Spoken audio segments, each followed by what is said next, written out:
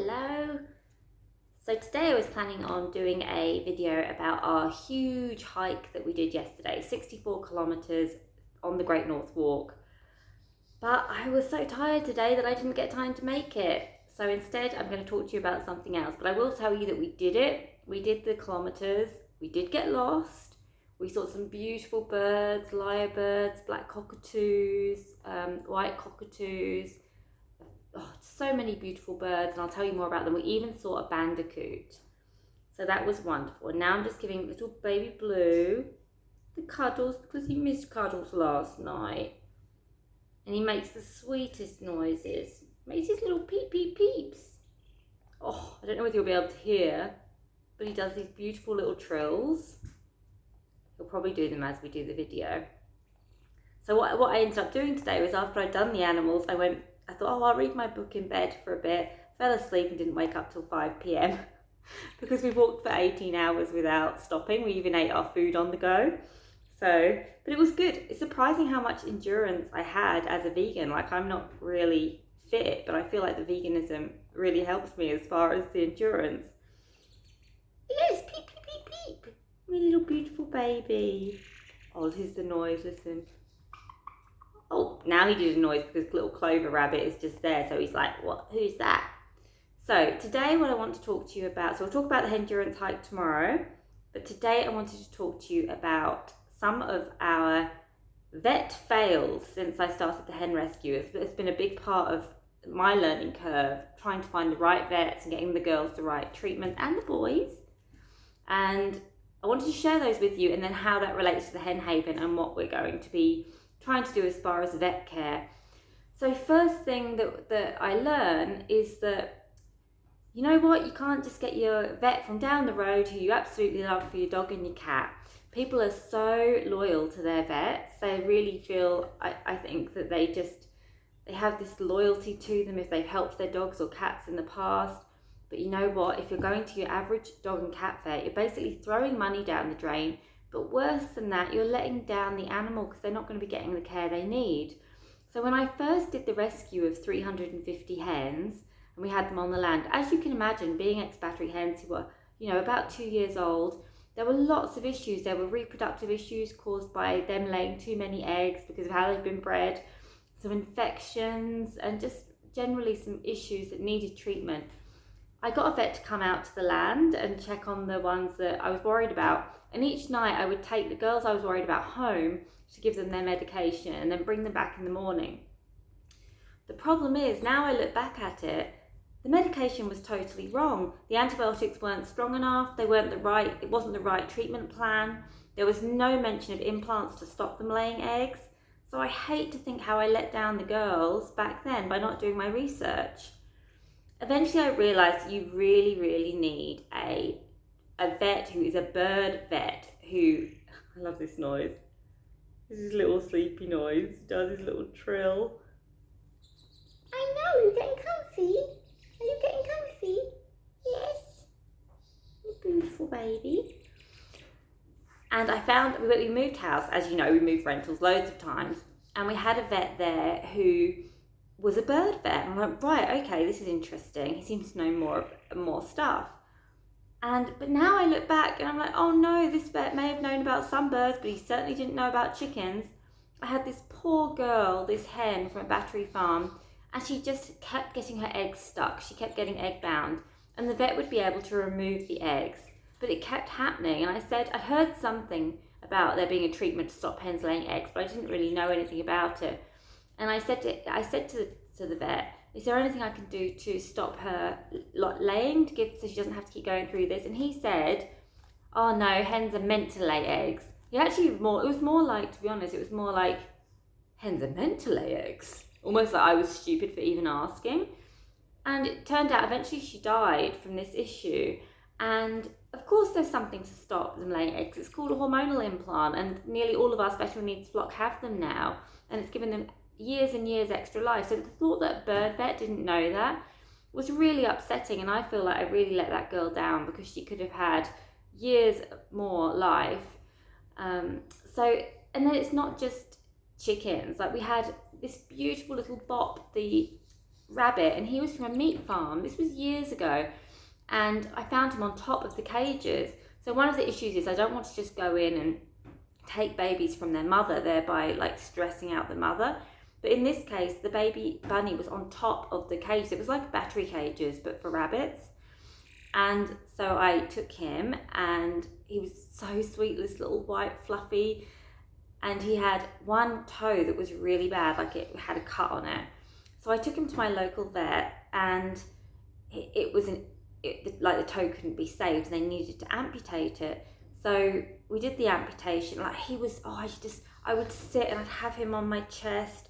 He was just wonderful. And we called him Bop because he had this plate that he liked to sit on. And he'd bunny on a plate, Bop, bunny on plate. And I just loved him so much. And he came through the surgery, and then they called me and said that he had died afterwards. And I lost it. I was like distraught. I had to hang up the phone. I couldn't talk to them.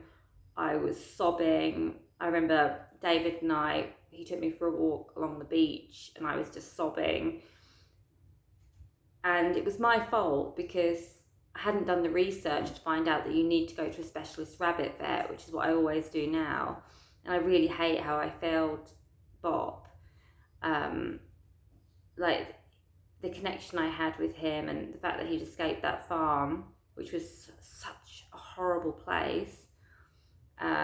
This is why I try to say to the adopters, the learning curve now, by giving information about finding a good avian vet, or whoever they're adopting, a rabbit or a duck, because you will let the animals down if you don't. And I have done that, and it's just awful. And then we have the vets who have a really horrible attitude. So after Lakesland, we needed to get an autopsy done of one of the girls who had not made it. She hadn't even made it out of the farm. She was so sick. These hens in a cruelty case were covered in feces. They had feces in their nostrils and their beaks, and she was suffering so badly. And then she died before she got out. And we took her almost like as part of our court case, to show how bad the suffering was, to show that we needed to act. And there was an avian vet who used to be amazing down in that area, but he'd been replaced by another vet. And this vet had previously worked in zoos, and he was horrible. He was so judgmental about what we'd done trying to rescue them. No matter how many times we named her, we said she is a she. He insisted on saying it, as if she was just an object. He was just incredibly disrespectful and rude. And I think he sums up the attitude of a lot of vets, that chickens aren't worth it, which is another thing which I consider a massive vet fail. So you need to we're trying to show that the beautiful chickens like Blue are worth it. They're not disposable, and they deserve better than what they're getting. So they're just a few of the issues. I've even had a time, we were really rushed through at one vet, and again, it was like this vet this was with Gretel, who's now with us, and she's doing okay now, but we had to go to another vet. But the vet was just, again, was rude, was kind of made it seem like Gretel wasn't worth it, and that attitude has to change. So how are we going to get around it in the Hen Haven? And then how can people how can they find a good vet too? So at the Hen Haven, firstly, this is another reason we don't want to be out in the middle of nowhere. If we can still get to Sash in North Ryde for our emergencies and specialist operations, I think that will be amazing, even if it's a couple of hours away. And on the Central Coast, there are a couple of really good vets that we can get to. So that's really important that we find those vets. We've got a list of avian vets on our website who are, at least we've been told, are quite good, or we've used them ourselves. But imagine this as a dream, okay? This isn't an immediate Hen Haven. This isn't going to happen immediately. But imagine if, like Soy Dogs, the street dog organisation in Thailand, we had a veterinary centre with vets just for chickens and geese and ducks and turkeys and, those kind of animals. the specialist ones, maybe rabbits too and guinea pigs, like exotics, where they have ideally vegan vets, because it's the weirdest thing. Even our good vets, they are so caring, the good ones, and lovely to the animals that they're caring for, but then they'll go and eat chicken for lunch, and that is Blue. Like, Blue is one of those exact chickens. I have a friend who works in a vet as a vet nurse, and she's wonderful, but she's, her team, she tells them about the realities of animal agriculture, but they'll go and order chicken and stuff for lunch, chicken flesh. I mean, she's been a great influence on them, though, as a vegan. And then another wonderful person that we have is Priscilla, who you met. She's an animal care volunteer here, and she's a vet nurse in training. And the great thing about her when she qualifies is not only will she be a qualified vet nurse, a vegan, so her attitude is the one that we want to actually save animals, but she's also going to have some specialist knowledge on chickens from volunteering with us. So she's going to be amazing. Like, having people like that in the veterinary workforce is what we need. I love it every time I hear of a vegan vet, even if they're not a chicken vet, but I'm just like, yes, this is what we need. Like, I don't understand. There's almost like this thing in veterinary fields where people are really hardened to animals because they have to do a lot of work experience in factory farms. So not everyone, but a lot of vets come out very hard towards like animals like Blue. I'm wee sweetie. So that's the big goal, a veterinary centre, and it would also help fund the Hen Haven. So it would be combined so people could bring their animals. The prices would be try to keep them down, somewhat more reasonable than other vets, so that people would actually bring their chickens more, and run workshops about health and care and just generally trying to increase the respect. Oh, big stretch. You getting comfy there? I love his little peeps. He's just a little baby. You should have heard the trills he was doing earlier. Oh, he's doing little ones now. Oh, we love him. Okay, if you're someone that cares for chickens, I want you to ask yourself these questions about the vet, or if you're going to get a vet. Now, what I would try and do is line up a vet before you need one, so that if there's an emergency, you know where to go. And you should have an emergency vet and a vet that you can make regular appointments with. So, ask these questions. When you call up and you speak about chickens, how do they react? Is it a joke to them that you would even consider treating a chicken at the vet? Do they act as if, okay, I'll give them, yeah, I'm happy to see them. Look, I don't have much experience, but I'm happy to give it a go. But that's not a bad attitude if they're willing to learn, but that's not going to give your animals the care that they need. Or some vets will even say to you, no, we don't treat chickens. Next, ask some other questions. So say, oh, do you do supralorin implants there? Do you do hormonal implants for hens? If they haven't heard of that, that is like the number one treatment hens get because of the way that they've been bred to lay too many eggs. If they haven't heard of doing that, then that is not the vet for your chickens, I would say. When you speak to the vet about the chickens, do they use words like it, even when you have been referring to them as she? And if you correct them in a nice way, do they continue to refer to the animals like an object? Do they say things like, well, you could do this, but you probably wouldn't want to spend the money on that? Like, do they try and talk you out of giving the treatment and push you towards euthanasia?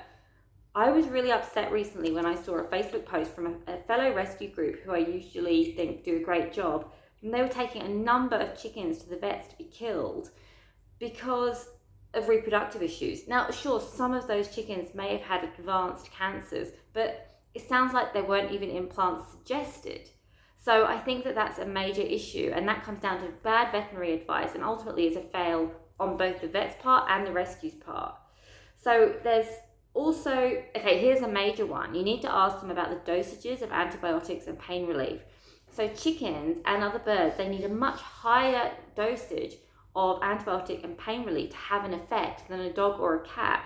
So if you have a 8-kilo dog, and this is the amount of pain relief you'd give them, you can't just scale it down to a 2-kilo chicken. They need a lot more. So for instance, we give the full strength medication to our girls so a baby horse for the pain relief, because that's what's needed. And the thing is, real avian vets who go to conferences each year, they get new information each year. So that the amounts go up. I hate to think when I first went to the vets and I didn't have a good vet with the right knowledge, I probably wasn't covering the pain properly that these animals were going through.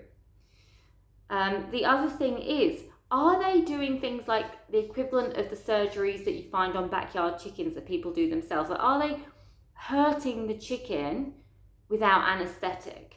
I think that's a really massive problem. Chickens don't really show their pain as much. I mean, we can look out for it, but they don't show it as much. So you can't just go like, cutting into their feet and stuff. You need to have the anaesthetic. If they're not willing to do that, then they're not the right vet. So there's a good few questions to ask. And in all, I really think you can get a really good feeling very quickly about vets. They need to be good communicators with you. And another thing I would do, like even if I have a rescued chicken and they've just come into my care, I will name them before they go to the vet, even if they're going to be rehomed really soon. I don't like any animals being on the vet system as chicken 1, chicken 2. And it really helps the vets to see that these animals are worthy, they're not disposable. And if you can establish a relationship like that and you can learn together with your vet, if you've got a vet who is actually willing to teach you some of the treatments like bandaging and things like that, then you can have a wonderful relationship and help many, many more animals over the time. So that's why for us at the Hen Haven, that vet relationship will be so important, because a big part of our mission is chickens are not disposable and they do deserve better than they get at the moment. I mean, Blue, he doesn't need vet care because his legs are getting stronger every day. He's such a sleepy baby. Oh, oh. But some vets, they have, even avian vets, they don't have understanding of the breed. So they'll think, oh my gosh, these chickens are obese when they get fully grown. And it's like, well, yes, but this is a battle against their breed. So it's not that the person caring for them is abusing them by overfeeding. It's just that every bit of food is sticking onto them because that's how their breed works. It's how they've been abused. So finding a vet that can work with you to get around those issues is really important. So that's going to be a major, major thing with the Hen Haven. Oh my goodness. Oh, I do love having a baby chicken in the family to cuddle. Oh, he's so amazing. I've been giving him lots of cuddles today just because I've been so tired. Anyway, I really appreciate you tuning in. I'm looking forward to making a video for you on the Hendurance hike. Only a few days now, 5 days or so, left until the end of the Chuffed campaign, and we're doing really well. I think we've got along with my Hendurance sponsorship, I think we're approaching $65,000, which is amazing, like very close to half. If we get 75,000, I'd be so happy, like halfway. Anyway, me and Blue will leave you to it and hope you have a lovely day, and we will see you tomorrow.